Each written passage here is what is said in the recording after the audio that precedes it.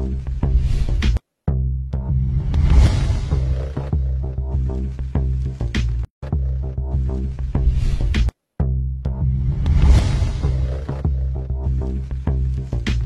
ይስጥልኝ የተከበራችሁ አድማጭ ተመልካቾቻችን እንደምሰነበታችሁ። ይህ አዲሱ ሚዲያ ነው። እንኳን ለብርሃነ ትንሣኤው አደረሳችሁ። ከሁለት ወራት በላይ የአካባቢያችን እንግዳ ሆኖ ከቆየ ዋና መሰረቱ ኢትዮጵያ ሆኖ ከ35 ዓመታት በላይ ሃይማኖታዊ የአንድነት ኑሮ እያካሄደ ካለ ማህበር ጋር ነው ዛሬ የማስተዋውቃችሁ። ሃይማኖታዊ ማህበር ምንድን ነው ትሉ ይሆናል። በውይይቱ ላይ መልስ ይኖረናል። እናን ክቡራንና ክቡራት አድማጮቻችን ደግሞ ዝግጅቱን ሼር፣ ላይክ፣ ሰብስክራይብ እያደረጋችሁ አብራችሁ እንድትቆዩ የምጋብዘው አዲሱ አበበ ነኝ። ወደ ውይይቱ ልንሸጋገር ነው።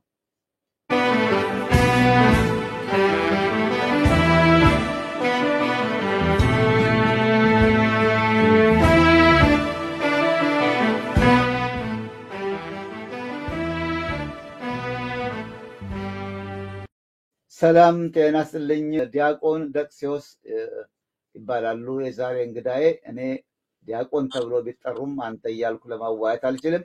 አንቱ ላለሁ እንግዲህ አንቱታዬን ተቀብለህ ውይይቱን እንቀጥላለን። ዲያቆን ጤና ይስጥልኝ፣ እንደምሰነበት? እግዚአብሔር ይመስገን። በአንተ ብትቀጥል ደስ ይለኛል።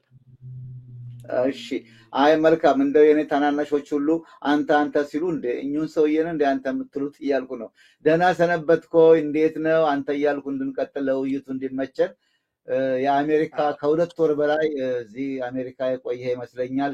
እኔ በማመልክበት በርዕሰ አድባራት ደብረ ሰላም ቅዱስ ማርያም ከአንዴም ሁለቴ መጥተህ ተገናኝተናል።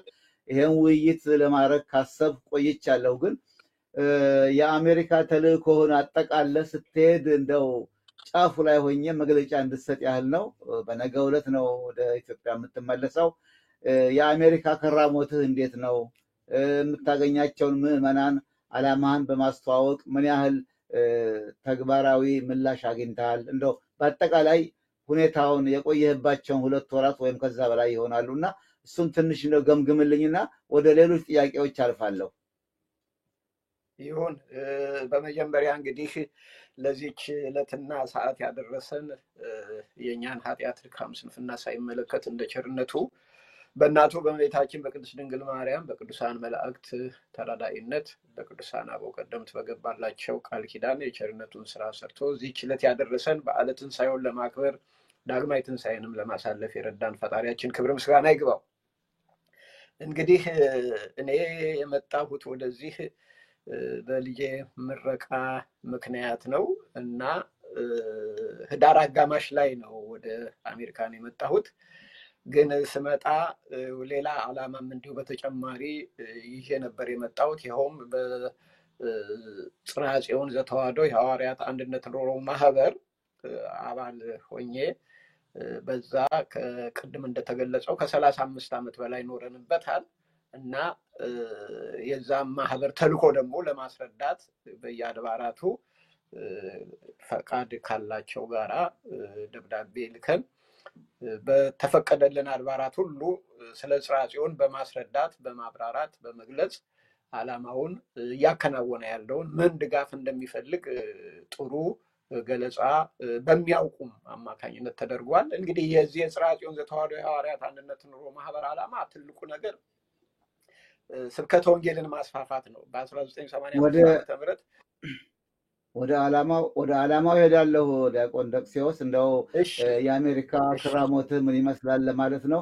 እኔ ሁለት ወር አልኩት፣ እንደውም ወደ 6 ወር ቆይተሃል። እንግዲህ አመጣጥህም ቤተሰብ የልጅ ምረቃ ምክንያት በማድረግ ነው።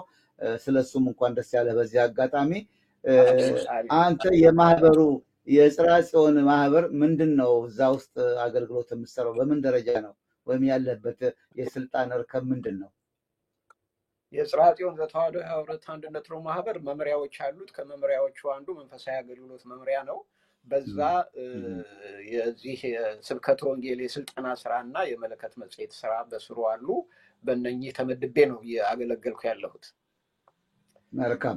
መለከትንም ከዚህ ቀደም ሌሎቹን ቅጂዎች አይቻለሁ። በቅርብም አንተ ይዘህ የመጣሁን አግኝቼ አንብቤያለሁ። ዓላማውንም ለማንበብ ሞክሬያለሁ። ግን አሁን አድማጭ ተመልካቾቻችን ጽርሐ ጽዮን ምንድን ነው? በተለይ ደግሞ ጽርሐ ጽዮን ሃይማኖታዊ የአንድነት ማህበር ይላል እና ሃይማኖታዊ ማህበር ሆኖ ደግሞ አንድነት የምትኖሩበት ነው እና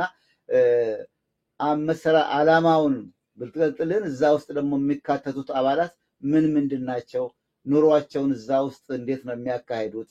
እውነት እንደሚባለው ሁሉም በአንድ ሰርቶ በአንድ ነው የሚኖረው ወይንስ ደግሞ እንደው በየቤቱ እየኖረ ግን አባል ነው? እስቲ እሱን ዘርዘር አድርገህ ግለጥልኝ።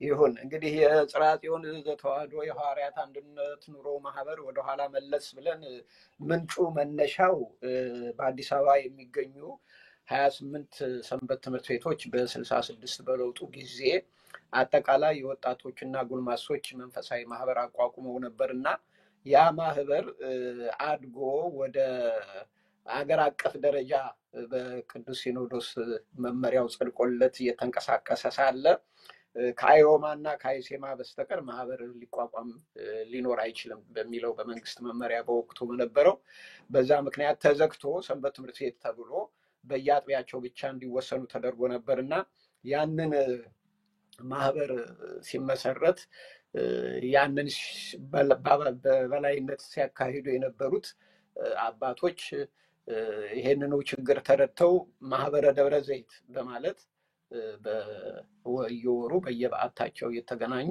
የሰንበት ትምህርት ቤቶች እንቅስቃሴ እየተጠናከረ እንዲሄድ ሲያደርጉ ነበርና በእነሱ ምክክር ለምንድን ነው አንድ ላይ ኖረን ለቤተክርስቲያን አገልግሎት ብንሰጥ የተሻለ ነው የሚለው ሐሳብ የግብረ ሐዋርያት ምዕራፍ 4 እና 5 የሐዋርያትን ዘመን በህብረት ይኖሩበት የነበረውን ያንን መነሻ በማድረግ ወደ ስምምነት ተደርሶ አባላት ያው በጊዜው ከተማ ልማትና ሚኒስቴር ነበር ያን ጊዜና ቤቶች እየተሰሩ በማህበር እየተደራጁ የመኖሪያ ቤቶችን እንትን ይሉን ስለነበር ይሄንን ዓላማ ሲገለጽላቸው እኛማ ይሄንን ሶሻሊዝም ኮሚኒዝም የምንለው እኮ በአንድነት የምትኖሩ ከሆነ የኛም ዓላማ ነው በሚል ሞዴል የጽርሐ ጽዮን የቤት ስራ ማህበር በማለት ተፈቀደና ቡራዩ ወደ 41,000 ካሬ ሜትር ተሰጥቶት ያንን ቤት ስራ ቀጠለ።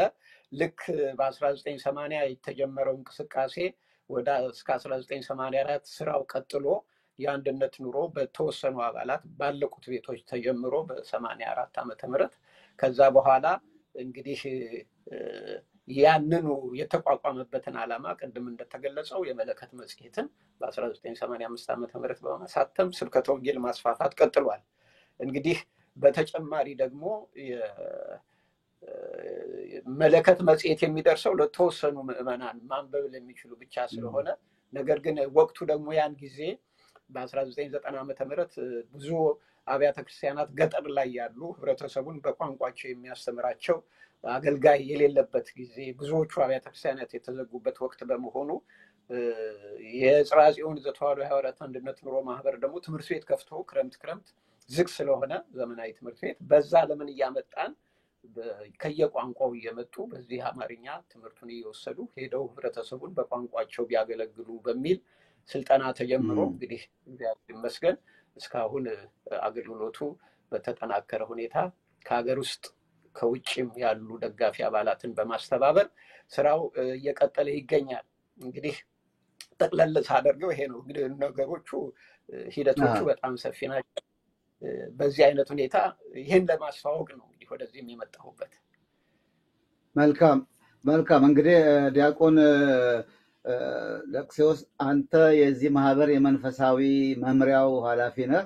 በአጋጣሚ ብትመጣም የማህበሩን ዓላማና እንቅስቃሴ ለማስረዳት እድል አግኝተሃል።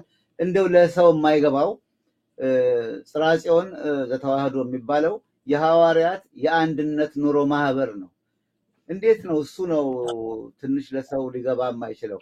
ወደ ጋርዮሽ ስርዓት እየመለሳችሁት ነው ሰውን አንድ ላይ እንዲኖር ወይንስ አንድ ላይ ቢኖርም ሌላ ደግሞ በየግሉ የሚያደርገው ነገር አለ? አንድ ሰው የዚህ ማህበር አባል ሆነ ኑሮውን እዛ አደረገ ሲባል ቤት ንብረት የለውም ማለት ነው? እሱን ነው ግልጽ አድርግልን። ይሁን እንግዲህ ይህ የጽርሐ ጽዮን ዘተዋሕዶ አንድነት ኑሮ ማህበር ሲመሰረት አባላት መተዳደሪያ ደንብ አውጥተው በጋራ የተስማሙበት አለ። በዛ መመሪያ መሰረት ነው እያንዳንዱ አባል ያንን መመሪያ ወድጄ ፈቅጄ እግዚአብሔርን ኃይል አድርጌ በዚህ መመሪያ መሰረት ለመኖር ፈቃደኛ ሆኛለሁ ብሎ ቃል ገብቶ ፈርሞ ነው ወደዚህ አባል የሚሆነው። እዛ ላይ እንግዲህ ዝርዝር ነገሮች አሉት መመሪያው ላይ። በዋናነት ያው አንድ የዚህ ጽርሐ ጽዮን ዘተዋሕዶ የሐዋርያት አንድነት ኑሮ ማህበር በኢትዮጵያ ኦርቶዶክስ ተዋሕዶ ቤተክርስቲያን በስጋው ደግሞ የጸና የሚለው መሰረታዊ ነገር ነው። በሁለተኛ ደረጃ ሀብት ንብረቱን ለማህበሩ ወዶ ፈቅዶ የሚሰግድ ከሰጠ በኋላ ለአባቴ ለእናቴ ለልጄ ብሎ ማውረስ የማይቻል መሆኑን አምኖ የተቀበለ ይሄንን የመሳሰሉ ነገሮች አሉት መመሪያው ላይ እና በዛ መሰረት እያንዳንዱ አባል በራሱ ፈቃድ ማለት ነው ራሱ ወዶ ፈቅዶ ልክ እንደ ግብረ ሐዋርያት ላይ እንዳለው በሐዋርያት ዘመን ቤታቸውን ንብረታቸውን ሸጠው በህብረት ይኖሩ እንደነበረ እዚህም አባላት ቤት ያላቸው ቤታቸውን እየሸጡ ገብተዋል። ቤት የሌላቸው ደግሞ ዕውቀታቸውን ጉልበታቸውን ለማህበር በማስገዛት ለመኖር ፈቃደኞች ሆነው የመሰረቱት ማህበር ነው እና ልጆች በጋራ ያድጋሉ። የጋራ አንድ ማዕድ ይኖረናል። የጋራ ማዕድ ቤት አለ። እንጀራው ወጡ ይሰራል።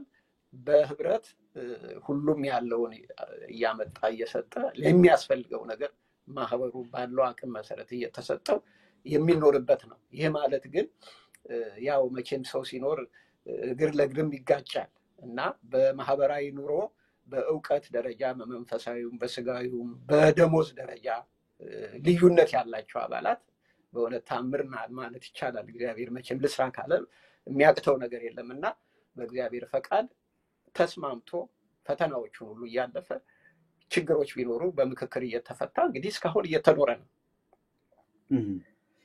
እንደው ግን አንድ ትንሽ ደግሜ አጽንኦት ሰጥቼ መጠየቅ የምፈልገው አሁን አንድ ሰው የጽርሐ ጽዮን አባል ሆኖ ኑሮውን እዛ እናንተ ጋር ሲያደርግ ንብረት ለብቻው የለውም።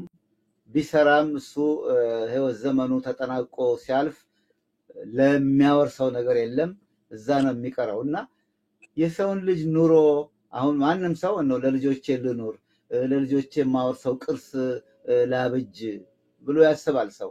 ይሄ እንግዲህ እናንተ ጋር አይሰራም። ምንድን ነው ይሄ? ምን ያህል የክርስትና ህይወትን ያግዛል? እንዲህ አይነት ኑሮ ያለውን ንብረት አንድ ላይ ሰብስቦ መካፈል አንድ ነገር ነው። ግን ምንም ቅሪት ደግሞ የማይኖረው ለልጅ ልጅ የማያስተላልፈው ነገር ከሌለ አንድ ሰው ለመኖር ያለው ተስፋ፣ ጉጉት፣ ጠንካራ ሰራተኛ የመሆን ፍላጎት ሁሉ የሚቀንስ ይመስለኛልና እንዴት አይታችሁት ነው ይሄን ነገር ያሰባችሁት? እኔ እንደሚመስለኝ ሰው ይሰራል፣ ደሞዝ ያገኛል፣ ለእናንተ ያመጣል፣ እዛ ያደርጋል እና እንደው እስቲ ቅድም እንዳልኩት ነው የጋርዮሽ ስርዓት እየመሰረታችሁ ነው ይመስለኛል። እሺ አዎ እንግዲህ መነሻውም በግብረ ሐዋርያት ላይ ያለው ሐዋርያት በዚህ አይነት ኑሮ ነበር የጀመሩ። ይሄ ያለ ነው ኦልሬዲ ተግባር ላይ የዋለ ነው። ያው በኋላ እግዚአብሔር ፈቃዱ የሆነው ሃይማኖት እንዲስፋፋ ስለሆነ በቅዱስ እስጢፋኖስ ረፍት ምክንያት ያ ማህበር ተበትኗል። ልዩ ልዩ ፈተናዎች መጥተው በደያጉ ሁሉ በዛ ምክንያት ወንጌል ተስፋፍታለች። እንግዲህ ያ ፈቃድ እግዚአብሔር ሆኖ የተከናወነ ነገር ነው። እንግዲህ ተቃራኒ ነው። አሁን አንተ ካነሳኸው ነጥብ ጋራ ይሄ የማህበር ዓላማ ሰው ልጆቼን ለልጆቼ ምን ላውርስ ብሎ ስጋዊውን ነገር አይደለም። አሁን ዋና ዓላማው እግዚአብሔር ደግሞ ራሱን ለእግዚአብሔር ያቀረበ ከሆነ እያንዳንዱ ሰው ለበጎ ዓላማ የተሰለፈ ከሆነ ያንን ነገር እስከ ፍጻሜ ድረስ ያቃናለታል። ዋናው ዓላማው በእግዚአብሔር ላይ በእምነት ጸንቶ ያንን ዓላማ ማካሄድ ነው። ያ ከሆነ ውጤታማ ነው። ልጆችም እግዚአብሔር ይመስገን በዓለም ላይ ወላጅ ጥሮ ግሮ ደክሞ ዛሬ በሞት ሲለይ ሀብት ላወርስ ብሎ ሀብት ሲያወርስ የምናየው ነው። ወንድም ከወንድም እህት ከእህት በሀብት ምክንያት ስንት ፈተና አለ። ያ ሁሉ የሌለበት ህይወት ልጆች ግን ራሳቸው በማህበሩ በመኖራቸው ጸጋ እግዚአብሔር አግኝተው ራሳቸውን ችለው ቢፈልጉ ትዳር ይዘው ዓላማቸውን ውጭ ሆነው ማህበሩን በመደገፍ አለዛ ደግሞ አባልም በመሆን አሁንም ራሱ ከልጆቻችን አባል የሆኑ 6-7 አሉ። ወንዱ ሴቱን አሳምኖ ሴቷ ወንዱን አሳምና መተው አባል ሆኖ ኑሮውን የተቀላቀሉ ማለት ነው። ስለዚህ የተለየ ነው። ይሄ አንተ ከምታስበውም የእግዚአብሔር ቸርነት የእግዚአብሔር ረድኤት ያለበት ስለሆነ ውጤታማ ነው። ለስራም ለእድገትም ለሀገርም ቢሆን ላለው መለያየትም ቢሆን እንዲህ በቋንቋ በብሔር የተለያየ አብሮ መኖር ማለት እንግዲህ ክርስትና ማለት ይሄ ነው። አሁን ለምሳሌ ቀደም ሲል እንደገለጽክልኝ በልጅህ ምረቃ ምክንያት ነው ወደ አሜሪካ የመጣኸው። እግረ መንገድህንም የማህበርን ዓላማ እና ወደፊት ደግሞ እንዴት እንደሚስፋፋ አባላት እንዴት መመልመል እንደሚቻል በሱ ላይ እየሰራ ነው። እንደው አንድ የግል ጥያቄ ላንሳና አሁን ልጅህ አለ እዚህ ኑሮ በአሜሪካ ነው። የዚህ ማህበር አባል ልሁን ቢል ምንድን ነው የሚያደርገው? ኑሮውን ከዚህ ጠቅልሎ ሄዶ እዛ መሆን አለበት ማለት ነው። ልክ ነኝ? አይ እዚህም ሆኖ አባል ሆኖ ማገልገል ይችላል። ሁለት አይነት አባል አለ። በመኖር አባል የሚሆን አለ፣ ውጭ ሆኖ ደግሞ በመተባበር አባል የሚሆን አለ። አሁን ብዙዎች አሉ በዚህ መልክ እያገለገሉ ያሉ። ስለዚህ በሁለቱም ይቻላል። አንተም እሱን እያረክ ነው። ከዚህ ማህበር በርቀትም ሆኖ ግን አባል እንዲሆኑ እሱን እያበረታታህና አስተያየት እየሰጠህ ነው። እዚህ ሆኖ ለምሳሌ አሁን እዚህ ነው የምኖረው የጽርሐ ጽዮን አባል ልሁን ብል ምንድነው ከኔ የሚጠበቀው? እንግዲህ ገንዘቤ ንብረቴ እዚህ ነው ያለው፣ ደሞዜንም እዚሁ ነው የማደርገው። ከዛ ላይ እሰጣለሁ ወይንስ አብሮ መኖሩ እዚህ ላይ የለም ማለት ነው? ውጭ ከሆነ አንድ አባል ትክክል ነው። ሁለት አይነት ቅድም እንደገለጽኩት የአባልነት አይነት ሁለት ነው። አንደኛው ተባባሪ አባል የምንለው ነው። ሁለተኛው ነዋሪ አባል ነው ማለት ነው እዛ። ስለዚህ ተባባሪ አባል የሚባለው በእውቀቱ፣ በገንዘቡ፣ በጉልበቱ፣ በማናቸውም ነገር ከውጭ ሆኖ የሚደግፍ ነው። አሁን ለምሳሌ እዚህ ማሰልጠኛው ላይ ተባባሪ አባላት አሉ በአብይ ኮሚቴ የሚሰሩ ከኛ ጋራ ከአባላት ወደ 5 ከውጭ ደግሞ ወደ 4 ሆነው 9 አባላት በአብይ ኮሚቴነት ማሰልጠኛውን ይደግፋሉ። እነኚህ የውጭዎቹ እንግዲህ በእውቀታቸው ጊዜያቸውን መስዋዕት በማድረግ ምክር በመስጠት በየሙያቸው እየረዱን ነው ያሉት እና ይሄም ራሱ አንድ አባል የአባልነት ተሳትፎ ነው ማለት ነው። የግድ መኖር ብቻ አይደለም። ከውጭም ሆኖ በጸሎት በጉልበት በገንዘብ መርዳት ይቻላል። እሺ እኔ አሁን ከዚህ ማህበር በጣም ጥሩ ነገሩ ምንድነው? ሌላውም ጥሩ ነው፣ እኔ ስላልገባኝ ነው እንጂ አንድ ላይ ኖሮ ንብረትን ሀብትን አንድ ላይ አድርጎ አንድ ላይ መኖር፣ አንድ ላይ መብላት መጠጣት፣ አንድ ላይ መኖር ጥሩ ነው። እንግዲህ በመጽሐፍ እንደተጻፈው ነው። ደግሞ የክርስቶስ ተከታይ ለመሆን ሁሉን ነገር ጥሎ እሱን መከተል፣ ሁሉን ትቶ መከተልም ይላል እና ግን እናንተ አሁን በዚህ በየቋንቋቸው እንዲያስተምሩ ወንጌል እንዲሰብኩ የምታሰለጥኗቸው ሰዎች አሉ። እሱ በጣም ጥሩ ነገር ነው። ወንጌልን ለማስፋፋት በተለይ ደግሞ በአማርኛ ብቻ እንዳይሆን ወይም ደግሞ በተወሰነ የኢትዮጵያ ቋንቋ ብቻ እንዳይሆን ሁሉም በየቋንቋው ወንጌልን እንዲያስተምር ሐዋርያት እያበዛችሁ ነው። እነዚህ ሰልጥነው የሚወጡ በየበዓታቸው ነው የሚኖሩት እንጂ እናንተ ጋር በማህበር አይኖሩም። ልክ ነኝ? ልክ ነው። የሚመጡትም ከተለያየ ከገጠሪቱና ጠረፋማው ኢትዮጵያ ነው የሚመጡት ተመልምለው። ከመጡ በኋላ ሁለት አይነት ነው ስልጠና አሁን እየተሰጠ ያለው። 4 ወር እዚህ ይቆያሉ። የስብከት ዘዴ፣ ልዩ ልዩ የዶግማ ስርዓት፣ የቤተክርስቲያን መሰረታዊ የሆኑ ነገሮችን ተምረው ከ4 ወር በኋላ ወደዛ ወደ መጡበት ሄደው ለዛ ለአካባቢው ህዝብ በአካባቢው ቋንቋ አገልግሎት ይሰጣሉ ማለት ነው። ካህኑ በክህነቱ፣ ዲያቆኑ በድቁናው፣ ሌላው ደግሞ በስብከት እያገለገለ እዛው ይቀጥላል። ይሄ እንግዲህ ወደ 79 አይነት ቋንቋ የሚያውቁ ናቸው እስካሁን እዚህ መጥተው ሰልጥነው የሄዱ። በዛ ሁሉ ቋንቋ የአካባቢያቸውን ህብረተሰብ አገልግሎት ይሰጣሉ ማለት ነው። አሁን የጽርሐ ጽዮን አንዱ ትልቁ እንደው እንደ ዓላማ እንደ መፈክር አድርጎ የያዘው ኑ ለቤተክርስቲያን ጧፍ፣ ዕጣን፣ መገበሪያ፣ ንዋያተ ቅድሳት ብቻ ሳይሆን ሰውም እንስጥ ትላላችሁ። ምን ማለት ነው? ሰው መስጠት ያው ኑሮውን ንብረቱ ትቶ ወደ እናንተ መቀላቀል ማለት ነው አይደለም? አይደለም። ሰውም እንስጥ ማለት ለቤተ ክርስቲያን አሁን ዛሬ ቅድም መነሻችን ላይ ይሄ ስልጠና ሲጀመር ዋና ዓላማው በ1990 ዓ.ም ሰው አጣለች ቤተክርስቲያን።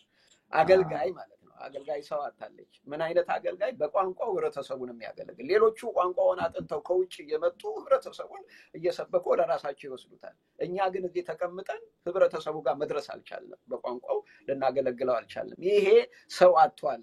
በቋንቋ የሚያገለግለው ሰው አጥቷል። ስለዚህ ያንን አሰልጥነን ሄደ እንዲያገለግል እናድርግ። እኛ እዛ ሄደን ላናስተምር እንችላለን፣ ግን በእውቀታችን በገንዘባችን ያ ሰልጥኖ እንዲሄድ ብናደርግ እኛም አገለገልን ማለት ነው ቤተክርስቲያን። ይሄ ነው ሰው እንስጥ ማለት። የተከበራችሁ አድማጭ ተመልካቾቻችን አዲሱ ሚዲያን ነው እየተከታተላችሁ ያላችሁት። የዛሬ እንግዳችን ዲያቆን ደቅሴዎስ ሽብሩ ይባላሉ። የጽርሐ ጽዮን የመንፈሳዊ መምሪያ ኃላፊ ናቸው። በቤተሰብ ጉዳይ ወደ ዩናይትድ ስቴትስ ብቅ ባሉበት ጊዜ ስለ ማህበራቸው ዓላማ ለማስረዳት ብዙ ስቴቶች ተዘዋውረዋል። እስካሁን ምን እንዳገኙ ወይም ምን ውጤት ላይ እንደደረሱ ይገልጡልናል። እንደነገ ሊሄድ ሲሉ በዋዜማው ነው ይሄን ውይይት የምናደርገው። እንደው የጉዞ መግለጫ ማለት ነውና እስካሁን ያከናወኑትን ነገር ገልጠውልን ወደፊት ደግሞ ውጭ ከሚኖረው ኦርቶዶክስ ምዕመን ምን እንደሚጠብቁም ይገልጡልናል። ዲያቆን ደቅሴዎስ እስቲ ምን አከናወናችሁ በዚህ ጉዞ? ብቻህን ያለው አይደለም፣ በነገራችን ላይ ከማህበሩ የመጣ ሰው የለም። እሺ፣ የት ሄዳችሁ? ምን ተስፋ ተገኘ? ወደፊት እንደው መለስ ቀለስ ብላችሁ ደግሞ ይህንኑ ዓላማ ለማስረዳት የምታደርጉት ጉዞ ለዛ የሚሆን እንደው ግብአት ተገኝቷል ወይ? ምንድን ነው እስካሁን ያገኛችሁት? እስቲ እንደው ገምግምልኝ የ5-6 ወር ቆይታህን። ልዑል እግዚአብሔር ክብር ምስጋና ይግባውና እንግዲህ የጽርሐ ጽዮን ዘተዋሕዶ የሐዋርያት አንድነት ኑሮ ማህበርን ማስተዋወቅና ስራ መስራት የተጀመረው ከኮቪድ በፊት ነው። ከኮቪድ በፊት እዚህ አሜሪካ ላይ ጽርሐ ጽዮንን የሚያውቁ በመለከት መጽሔት፣ በሰንበት ትምህርት ቤት ደረጃ በምስካየ ኅዙናን መድኃኔዓለም ተምሮ ማስተማር፣ በደብረ አሚን፣ በአምደ ሃይማኖት በመሳሰሉት በጣም ግንኙነት ስለነበረን በዚህ በአጠቃላይ ጉባኤው እነዛ እዚህ አሜሪካ ያሉ ለምንድን ነው ለጽርሐ ጽዮን እዚህ አንድ ኮሚቴ መስርተን አገልግሎት የማንሰጠው ብለው ተቋቁሞ አገልግሎት ተጀምሮ ነበር።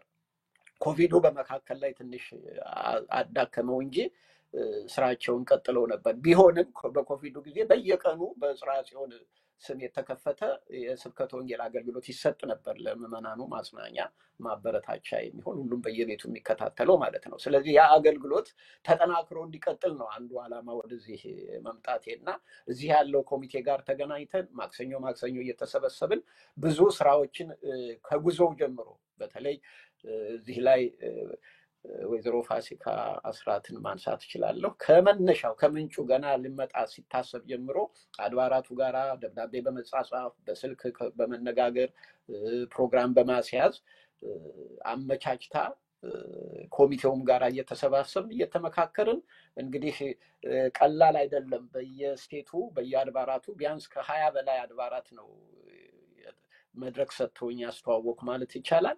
በነዛ ባስተዋወቁባቸው ቦታዎች ሁሉ መለከት መጽሔትን የሚያውቁ ብዙ አግኝቻለሁ። በሱ ይከታተሉ የነበሩ እንደገና ደግሞ የአንድነት ኑሮውንም ከዚህ ቀደም ምንም የማያውቁ ይሄ ነገር መኖሩን ሁሉ እንዲያውቁ ተደርጓል። አንዱ ግንዛቤ ማስጨበጥ ነው። ስለ ጽርሐ ጽዮን ምን እየሰራ እንዴት እንድትቋቋም ለማሳወቅ ስለሆነ ያንን ስራ ሰርተናል።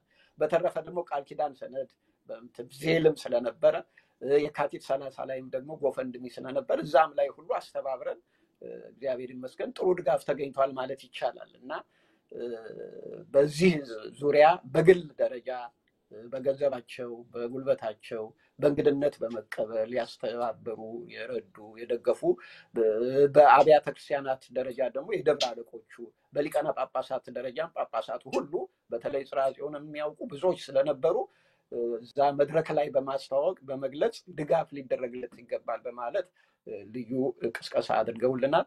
ለዚህ ሁሉ እንግዲህ ልዑል እግዚአብሔር በእውነት ከምዕመናን ጀምሮ እስከ ላይ እስከ ሊቃነ ጳጳሳት ድረስ ለተደረገልን ድጋፍ በረከተ ስጋ በረከተ ነፍሱን ያድልልን፣ እግዚአብሔር ያክብርልን። ወደፊትም እንግዲህ በጸሎታችሁ አትርሱን እያልን ነው ያስተላለፍን የነበረውና አሁንም ይህን ዓላማ የጋራችን ነው። ያው የሃይማኖት መስፋፋት ማለት ሰው እርስ በርሱ እንዲፋቀር፣ እንዲተባበር፣ እንዲደጋገፍ የሚያደርግ ሃይማኖት ነው። ሃይማኖት ከሌለ ያው ህብረተሰቡ የመደጋገፍ፣ የመረዳዳት፣ የመቻቻል ነገር አይኖረውም። ሃይማኖት ካለው ግን ለነፍሱ ሲል ይተዛዘናል፣ ይረዳዳል፣ ይደጋገፋል። ይሄ አንዲት ደቂቃ አትሞላም። በዚህ ዓለም የምንኖርበት ዘመን የዘላለማዊውን ኑሮ በረከተ ስጋ ከእግዚአብሔር ጋር መንግስተ ሰማያትን የሚያወርሰውን በጎ ስራ ለመስራት ሁሉ ለራሱ ይነሳሳልና ይሄን ስራ በጋራ ከሰራን ቃል እግዚአብሔር ወንጌል ለሁሉም እንዲዳረስ ካደረግን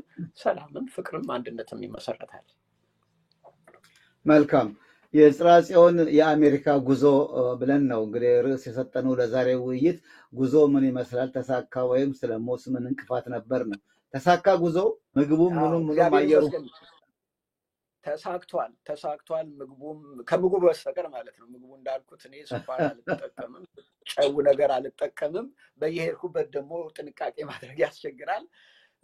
የአሜሪካ ምግብ ሁሉ ይጣፍጣል። ለምን እንደሆነ ምን እንደሚጨምሩበት አላውቅም።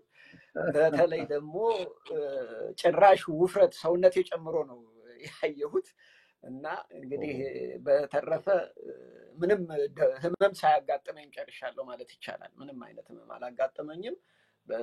የአሜሪካን ጉዞዬ ጥሩ የተሳካ ነበር ማለት ይችላለሁ። አይ በጣም ጥሩ ነው። እንደው ጨው ስኳር አልደፍርም ብትል ሰውነቱ ያስታውቃል። መጨመርህም ብዙ አይደለም። ትላንት የዳግማ ትንሣኤ ዕለት እርሳ 44 ደብረ ሰላም አይቻለሁ፣ ተገናኝተናል። ጥሩ ሰውነት ነው ያለው። ትንሽ መወፈር አሜሪካ ለመጣ ሰው ቀላል አይደለም። ያው በአንድ ጊዜ ነው እንደው ምግቡ የሚጨምር ነገር አለው እና ይሄንን ነጭ ሪዝና ነጭ ፀጉር ይዘህ አንተ የምንልበት ጊዜ ምናልባት የሰውነትህም ጥሩ መሆን ለዛ ነው ይረዳል። የአሜሪካው ጉዞ ተሳካ እንዳልክ ሁሉ እንደው አንድን ሰው አባል ለማድረግ የጽርሐ ጽዮን አባል ለማድረግ አስቸጋሪው ነገር ይመስለኛል አዲስ አበባ ኢትዮጵያ ውስጥ አንድ ለምሳሌ ሀብታም ዲታ ባለጠጋ አለ። እሱን አባል በማድረግና ደግሞ አንድ የኔ ቢጤ ነው መናጤ ምንም የሌለው ምስኪን አባል ለማድረግ ሁለቱ ነገሩን ሲያወዳድሩት አይቸገሩም። ባለጠጋው ያለውን ንብረት ሁሉ ነው ለእናንተ ይዞ የሚገባው አባል የሚሆነው። የሌለውም ደግሞ ያው ምንም የሌለውን ነገር ባዶውን ይዞ ያው እኩል ይበላል፣ እኩል ይጠጣል፣ እኩል ይኖራል፣ እኩል ያድራል። ይሄ እንደው አባላትን በመመልመል ረገድ ፈተና አልሆነባችሁም? ይሄ ነገር አጠንክሬ ጠየቅኩ። እንደው እኔ አባል ለመሆን ፈልጌ ነው መሰለኝ። እስቲ ልክ ነው። ይሄ ቅድም መነሻ ላይ እንዳልኩት ማህበሩ ደንብ አለው፣ መተዳደሪያ ደንብ አለው። ይሄ ነጥብ ራሱ እዛ ላይ ተቀምጧል። እቺ ራሷ ተቀምጣለች። ምክንያቱም ይሄ እንደሚመጣ ይታወቃል። አንድ ሰው ብዙ ሀብት ሊኖረው ይችላል፣ ብዙ ልጆችም ላይኖሩት ይችላሉ። ሁለት ልጆች፣ አንድ ሰው ብዙ ልጆች ሊኖሩት ይችላሉ፣ ምንም ገቢ ላይኖረው ይችላል፣ ገቢውም አነስተኛ ሊሆን ይችላል። ስለዚህ ይሄንን አምኖ መግባት አለበት። ብዙ ስላለኝ ብሎ የማይኮራ ወይም ደግሞ በመስጠቱ ቅር የማይለው ምንም የለኝም ብሎ ደግሞ በዚህ የማይሰቀቅ እዛ ላይ በደንብ ተገልጿል። እና ይሄ ሀብት የእግዚአብሔር ነው። ለሰው ልጅ ጤናም የሚሰጠው ገንዘብም የሚሰጠው እድሜም የሚሰጠው እውቀትም የሚሰጠው እግዚአብሔር ስለሆነ የእግዚአብሔር ነው ብሎ አንዱ በአንዱ እየተደጋገፈ እንዲኖር ነው የዚህ ዓለም የሰው ልጅ የተሰጠው ዕድል። እንዴ አይናችን፣ እጃችን፣ እግራችን፣ አፍንጫችን እነኚህ እኮ ባይስማሙልን በጤና መኖር አንችልም። ህብረትን ነው እግዚአብሔር በአካላችን ጭምር ያስተማረን። የአካላችን የሰውነታችን ክፍሎች ህብረት ነው ለዚህ ለእኛም በሰላም እንድንጓዝ እንድንንቀሳቀስ የሚያደርገው። አንዷ ብትታመም አንዱ ጣታችን ቢታመም መላው አካላችን ይታወቃል። ስለዚህ የህብረት ነገር ስለሆነ በህብረት ከሆነ ግን ሁሉ ይቻላል። በተለይ ደግሞ እንደው ቅድም ልጠቅስ የነበረው አሁን በግል ብንኖር ገበያ ብንወጣ መርካቶ ብንሄድ እያንዳንዳችን ለእያንዳንዳችን ትራንስፖርት እናወጣለን። በችርቻሮ ነው የምንገዛው፣ ጊዜ እናባክናለን። በማህበር ሲሆን ግን አንደኛ በጅምላ ነው የሚገዛው፣ የሚሄደው ሰው አንድ ነው ለሁሉም እና በብዙ መልኩ ይሄ አንድነት ኑሮን ሁሉ የሚያቃልል ነው፣ ችግሩን ሁሉ የሚቀንስ ነው እና የበለጠ ይሄንን መንፈስ የሚያድቅ አይነት ነው ያለው። በዛ ላይ ደግሞ መንፈሳዊ ነገር አለ። ጠዋት ጸሎት አለ፣ ማታ ጸሎት አለ። የሚደረገው ሲበላ በጸሎት ነው። ስብሐት ተብሎ ነው መጨረሻ። አቡነ ዘበሰማያት አባቶች ያሳርገው ነው። እነዚህ ነገሮች ሁሉ ደግሞ ለዚህ ዓላማ የበለጠ ኃይል ድጋፍ ይሆኑታል ማለት ነው። ዲያቆን ደቅሴዎስ እንደው አንድ ጥያቄ እንደው እንግዲህ መቼም የኔ ብጤው እንደዚሁ ጨዋ ሰው የሚጠይቀው ጥያቄ ነው። በመንፈሳዊ እይታ ላይሆን ይችላል የምናየው። የእናንተን ማህበር ከሶሻሊዝም ማህበረሰብ ከሶሻሊዝም ፍልስፍና ጋር አያይዘው የሚናገሩ ሰዎች አላጋጠሟችሁም? እናንተ ቅድም እንዳልኩት ወደ ጋርዮሽ ስርዓት የምትመልሱ ናችሁ። ይሄ እኮ ለክርስትና እምነት ምን ጥቅም አለው? የግድ አብሮ መኖር አለበት ወይ ሰው የሚል ነገር እንዲህ አይነት ጥያቄ ሙግት ገጥሟችሁ ያውቃል? እናንተስ የሶሻሊዝም ስርዓትን እንደው የምንጠጋነን ትላላችሁ? ሶሻሊዝም በመሰረቱ ከእግዚአብሔር የለሽ እንትኑ በስተቀር እኮ ያው የሚደገፍ ነው በክርስትና ህይወት ውስጥ የሚደገፍ ነው። አምላካችን መድኃኒታችን ኢየሱስ ክርስቶስ ወደዚህ ሲመጣ ይሄንኑ ነው ያጠናከረው። የህብረትን ነገር ነው። የግል ነገርማ ምንጊዜም ቢሆን በግል ነው የሚያልቀው። ሰው ቅድም እንዳልኩት ተባብሮ ተደጋግፎ መኖር የሚገባው ፍጥረት ነው። ከእንስሳት ለየት ያለ ነው። እንስሳት እንኳን እኮ በህብረት ነው ሁሉም ነገር የሚያደርጉት እና ከእንስሳትም ብዙ የምንማራቸው ነገሮች አሉ እና አንድነት ህብረት ነው ወሳኙ። ስለዚህ በዚህ በኩል ጥያቄ ለነገሩ አላጋጠምም። እንዳውም ሲመሰረት እኛ ይሄማ ሶሻሊዝም አይደለም ወይ እኛ የምንፈልገው ነው ብለው ነው የበለጠ ሞዴል የሚል ስም እስከ መስጠት የደረሱት። ይሆን ወይ ብለውም እዛ መጽሔታቸው ላይ ከተማ ልማት መጽሔት ላይ ተቀምጣለች። እስከዛሬ በታሪክ እናያታለን። ይሆን ወይ ብለው አጭር መግለጫ ሰጥተዋል ስለዚህ ማህበር መጽሔቱ ላይ እና አንዳንዶች እንደውም ገና ሲጀመር በቃ እነኚህ እኮ አሁን በስሜታዊነት ተነሳስተው ነው እንጂ 1 ዓመት 2 ዓመት ከዛ በላይ አይቆይም ይፈርሳል ነበር ያሉት። እግዚአብሔር ግን የአንድነት አምላክ ስለሆነ አንድነትን የሚፈልግ ስለሆነ በአንድነት አጽንቶታል። አንድነት እና ድጋፍ አላችሁ። አንደኛ ከቤተ ክህነቱ፣ ሁለተኛ ከመንግስት ጋር። ሁለቱ አካላት ከእናንተ ጋር ያላቸው ግንኙነት ምን ይመስላል? አዎ እንግዲህ እግዚአብሔር ይመስገን በቤተ ክህነት በኩል ያው ለዚህ ለስልጠናው አስፈላጊውን ድጋፍ በማድረግ እስካሁን ድረስ ጥሩ እየሄደ ነው። ይሰለጥናሉ። ከሰለጠኑ በኋላ ምረቃ ሲኖር ብፁዓን አባቶች መጥተው ይመርቃሉ። ከጠቅላይ ቤተ ክህነት የምስክር ወረቀት ማህተም ተደርጎ ይሰጣቸዋል። ሲመጡም ከሀገረ ስብከት ተጽፎላቸው ነው ሰልጣኞች የሚመጡት። ስለዚህ በመተሳሰር ነው የሚሰራው ስራው ስልጠናው የሚሰራው እና በአካባቢውም ባለው እንግዲህ በእግዚአብሔር ይመስገን ያው መቼም አንዳንድ ፈተናዎች አይኖርም ማለት አይቻልም፣ ግን አለን። እግዚአብሔር ደግሞ ያው መቼም የሰው ልጅ ኑሮ ውጣ ውረድ ያለበት ነው። አንዴ ሰላማዊ ሲሆን፣ አንዴ ደስተኛ፣ አንዴ ጤነኛ፣ አንዴ ህመምተኛ እንዲህ አይነት ጉዞ ያለበት ስለሆነ ይህንን አምነን ተቀብለን እንግዲህ እግዚአብሔር ይመስገን በሁለቱም በኩል ጥሩ ግንኙነት እየፈጠርን እየሰራን ነው። እንደ ያንኑ ጥያቄ በሌላ መልክ ላቅርበውና አሁንም ደግሜ ከመንግስት ስላለው እንግዲህ መቼም መንግስት የሚለውን ትርጉም የሚያሟላ ስርዓት እንደሌለ ሁሉ ሰው ያውቃል። ነገር ግን ለጊዜው በዛ ስርዓት ነውና የሚንቀሳቀሰው ህዝቡ ምንድን ነው እሱ የምትጠይቁት ጥያቄ አለ። ለምሳሌ መንግስት የሚባለው ኃይል ይሄን ቢያሟላልን፣ ቤተ ክህነቱ ወይም ቅዱስ ሲኖዶስ ደግሞ የሚባለው አካል ይሄን ቢያሟላልን የምትሉት እስካሁን እየጠየቃችሁ ያላችሁት ግን ያልተሟላ ነገር በዚህ አጋጣሚ ጥያቄ ማቅረብ የሚቻል ከሆነ በማህበሩ ስም እርግጥ ይሄን ለመናገር የኔ ሙያ ወይም የኔ ቦታ ትክክል አይደለም ካላልከኝ በስተቀር ይሄን ነገር እስቲ እንዴት ትመልስልኛለህ? ምን ጎደለባችሁ? ምን ይሟላ? ከቤተ ክህነት ከቤተ መንግስት? ይሄንን ቅድም እንዳልኩት ነው። ጥሩ አንስተዋል። አንተም የኔ የስራ ድርሻ በዚህ በመንፈሳዊ አገልግሎት መምሪያ ስለሆነ እንዲህ አይነቱ ነገሮች በአመራር ደረጃ ቦርድ አለው ማህበሩ። አሁን ደግሞ ከቦርድ እንትን ብሎ በስራ አመራር በጠቅላይ ቤተ ክህነት በማህበራት ማደረጃ በኩል ያው አዲስ የተቋቋመ መምሪያ ነው። በዚያ ፈቃድ አግኝቶ የሚያስፈልገውን ድጋፍ ሁሉ እየጠየቀ እያገኘ ነው ያለው እና እነዚህ ነገሮች በአመራር ደረጃ የማህበሩ አስተዳደር አለ መክሮ እነሱ ናቸው እንዲህ አይነቱን ነገር ማስተላለፍ የሚችሉት እና ይሄ የኔ ድርሻ አይደለም። ነገር ግን የኔ በተመለከተ አሁንም ምዕመናንን አብያተ ክርስቲያናትን ቅድም የተዘዋወርኩ ስገልጽ የነበረውን ነገር ማጠንከር ነው። ይሄን ዓላማ ወንጌል እንድትስፋፋ በገጠሪቱ ጭራሽ ወንጌል ያልተሰበከለት በባዕድ አምልኮ ያለ ቤተክርስቲያን የሌለው በመጠለያ በዳስ እየተሰባሰበ አገልግሎቱን ማግኘት የሚፈልግ ካህናት፣ ዲያቆናት፣ ሰባኪያን የሌሉበት በቋንቋው የሚያገለግሉ ብዛት ስላለው ገና ያልተነካ ስራ ስለሆነ እዚህ ላይ ተረባርበን ሁላችንም ይሄን ስራ በስፋት እንትን ብለን ወንጌል እንድትዳረስ ማድረጉ ላይ ድጋፋችሁ አይለይ ነው። በእኔ በኩል የኔ ድርሻ ይሄ ነው። ቢያንስ የመንፈሳዊ ክፍሉ ኃላፊ ወይም ውክልና ስላለ በመንፈሳዊ ረገድ ከቤተ ክህነት ከቅዱስ ሲኖዶስ የታጣውና ሲፈለግ ጥያቄ ላይ ተንጠልጥሎ እስካሁን ያለ ነገር ካለ በዚህ አጋጣሚ ማስታወስም ይጠቅማል። እንደ አጋጣሚ ደግሞ የሲኖዶሱ ጉባኤ በቅርቡ ይካሄዳልና እዛ ላይም ቦታ ሰጥተውት ግምት ሰጥተውት እንዲዋዩበት ይረዳልና በዛ በኩል የምትለው ካለ፣ አለዛ ግን ጥያቄን አጠቃልላለሁ።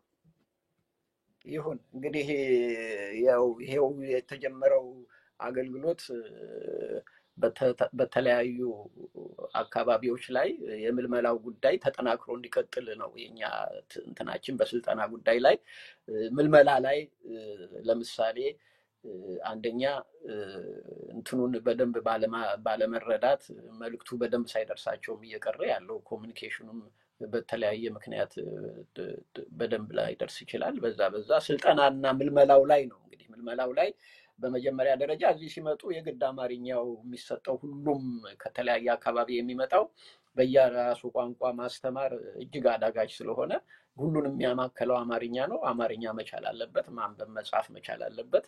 ሁለተኛ ደረጃ ደግሞ ቢያንስ በዛው በአገልግሎቱ ይሄንን ነገር እዚህ ካጠናቀቀ በኋላ ተመልሶ እንዲሰማራ ማድረጉ ላይ እዛ ላይ ተጠናክሮ መሰራት አለበት። ይሄ ነው እንግዲህ በእኛ በኩል ያለው ትንሽ እንደ ክፍተት የምናየው። አንዳንድ ጊዜ ሰልጥነው ከሄዱ በኋላ ለአገልግሎቱ የተመቻቸ ነገር ላይ ያጋጥማቸው ይችላል እና ያንን ነገር ላኪው አካል ተከታትሎ ስራ ላይ እንዲያስተማራቸው የማድረግ ይህን የመሳሰለው ነገር ላይ ነው ትኩረት ተደርጎበት እንትን እንዲል የምንፈልገው፣ እንዲቀሰቀስ በየታች ድረስ እንዲያስተባብሩ የሚፈለገው በቤተ ክህነት በኩል ይሄንን ነው እኛ የምንጠይቀው።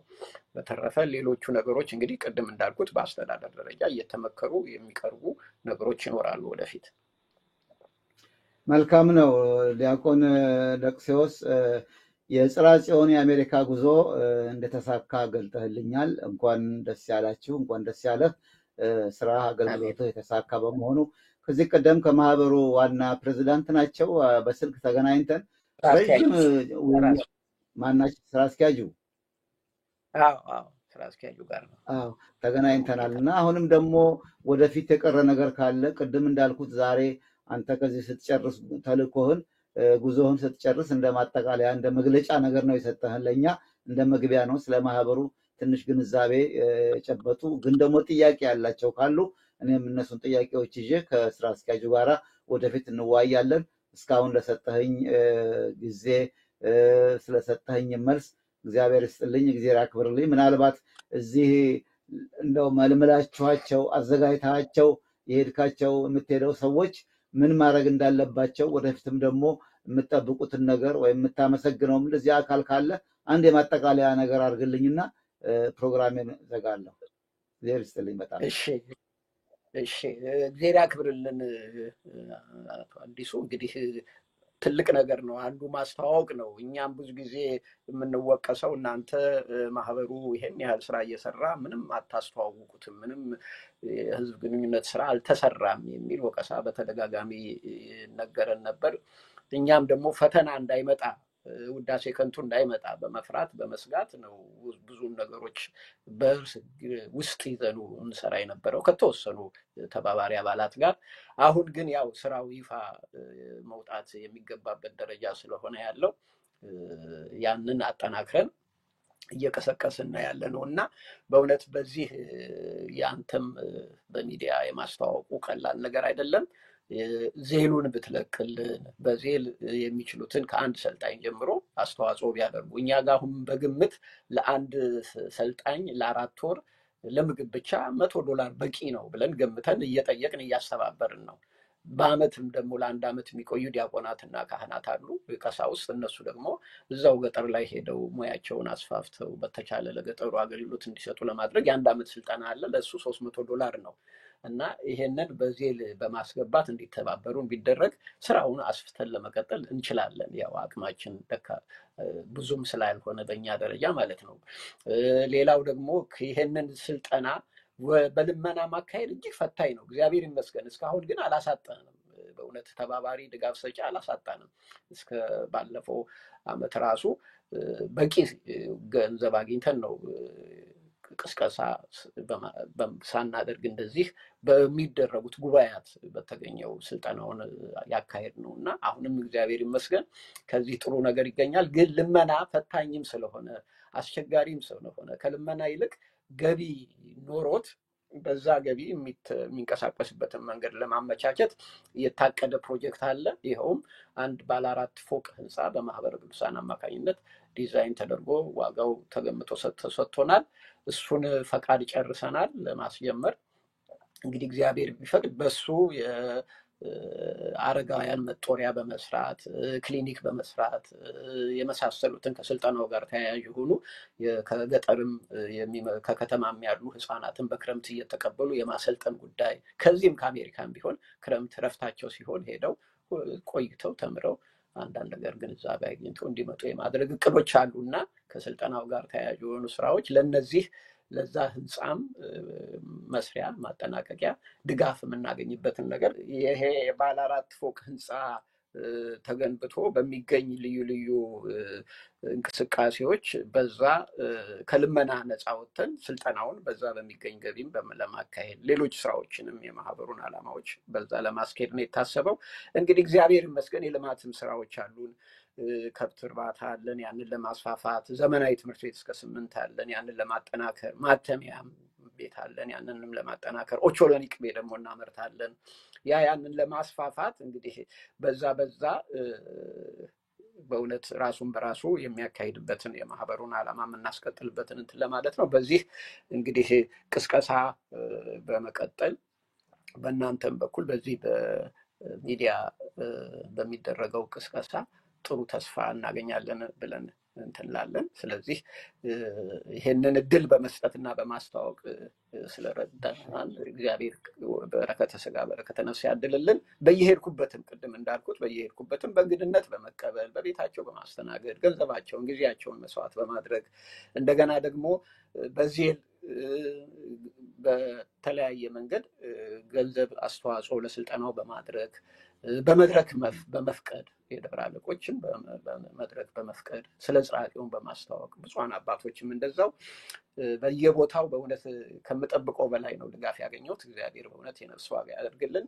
ለቤተክርስቲያን በምንሰራው ስራ አሁንም እግዚአብሔር ጽናቱን ሰጥቶ ቀሪውን ዘመናቸውን ሁሉ በጎ ስራ ፈጽመው የመንግስቱ ወራሽ ለመሆን ያብቃልን ነው የምለው። እግዚአብሔር ይስጥልን። አቶ አዲሱ አንተም በቀሪው ዘመንህ እንግዲህ በጎውን ፈጽመህ የመንግስት ወራሽ ለመሆን ያብቃልን። ድርጅታቸውን ስራቸውን ያስፋልን። ለሀገር ለቤተክርስቲያን የሚጠቅም ያድርግልን። በጣም በጣም አመሰግናለሁ። እግዚአብሔር ይስጥልኝ።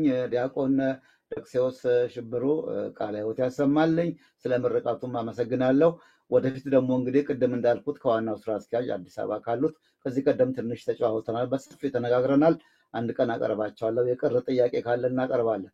ጋዜጠኛ መቼም ጥያቄ የሚጠይቀው 2 ነገር ነው። አንድ እሱ ቢያቅም አድማጭ ተመልካቹ እንዲያውቅ፣ ሁለተኛ ደግሞ እሱ ማያውቀውንም ይጠይቃል። አሁን ለምሳሌ አንተ የጽርሐ ጽዮን አባል ነህ፣ ኑሮህም እዛ ነው።